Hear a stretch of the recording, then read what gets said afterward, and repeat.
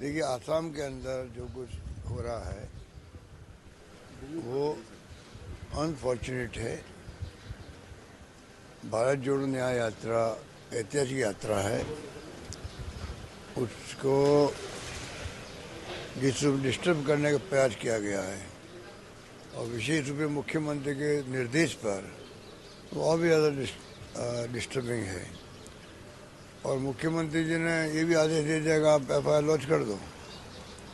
किसी भी मुख्यमंत्री को अधिकार नहीं है, प्राइम मिनिस्टर को अधिकार नहीं होता है कि आप किसी पुलिस वालों को अधिकारी को कहो कि आप सीधा FIR दर्ज कर दो। ये प्योरली काम CRPC के अंतर्गत ये काम होता है। SHO वो तय करता है कि जो घटना घटित हुई है वो घटना किस रूप में हुई है, क्यों हुई है और क्या क्या धारा लगेगी और FIR लॉन्च होनी चाहिए कि नहीं होनी चाहिए, ये फैसला भी SHO करता है। मुख्यमंत्री निर्देश देने लग जाएंगे, वो दुश्मनी निकालने के लिए किसी के लिए कह देंगे, तो ये बहुत गलत किया है।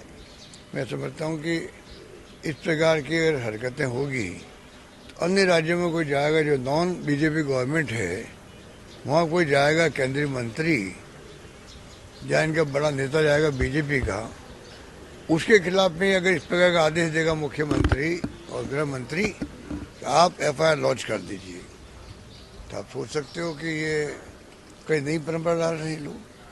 तो बहुत अनफॉर्चुनेट है कि इस प्रकार की जो यात्रा शानदार चल रही है उसको डिस्टर्ब करने का षड्यंत्र है। मैं इसकी घोर निंदा करता हूँ। और ये कितनी कोशिश कर ले, ना राहुल गांधी डरने वाले हैं ना कांग्रेस नेता डरने वाले हैं।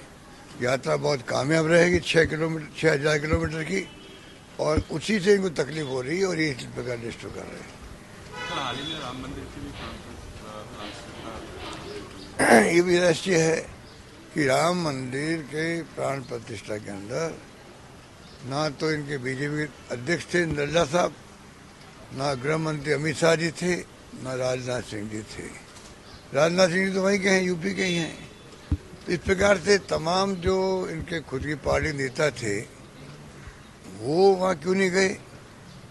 खड़गे साहब और सोनिया गांधी जी के बारे में तो कहते हैं कि वो उन्होंने मना क्यों किया, और इनकी खुद की पार्टी नेता क्यों नहीं गए। फिर इसका मतलब है कि जो तरीका अपनाया गया है, जिस प्रकार से राजनीतिक प्लेटफॉर्म पे जो स्पीचेज हुई है, उसके बाद में तो कोई क्वेश्चन उठता ही नहीं है क्यों नहीं गए, खड़गे साहब क्यों नहीं गए, सोनिया जी क्यों नहीं गए। तो ये तमाम बातें सती समाप्त हो जाती है कि वो लोग खुद क्यों नहीं गए। तो आप समझ सकते हैं कि ये राजनीतिक इवेंट के रूप में हो गया ये, बल्कि राम लला की प्राण प्रतिष्ठा पूरी तरह धार्मिक ओतप्रोत से सांस्कृतिक मूल्यों को सामने रख कर के जो धर्म कहता है उन विधियों से ये अच्छा प्रोग्राम संपन्न हो सकता था, जिसमें शंकराचार्य भी आते चारों। तो प्रधानमंत्री जी की शोभा बढ़ती, सरकार की शोभा बढ़ती और देश की शोभा बढ़ती।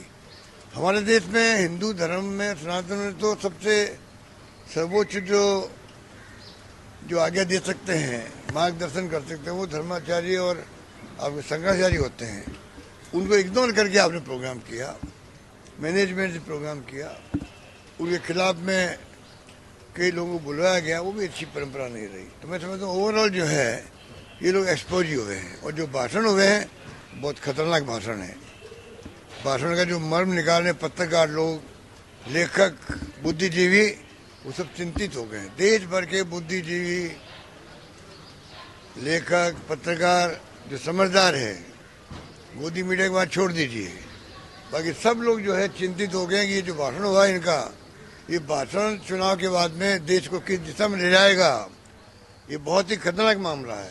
ये चिंता हम सबको करनी चाहिए, पूरे देशवासियों को करनी चाहिए, वरना आने वाले वक्त में सब पछताएंगे।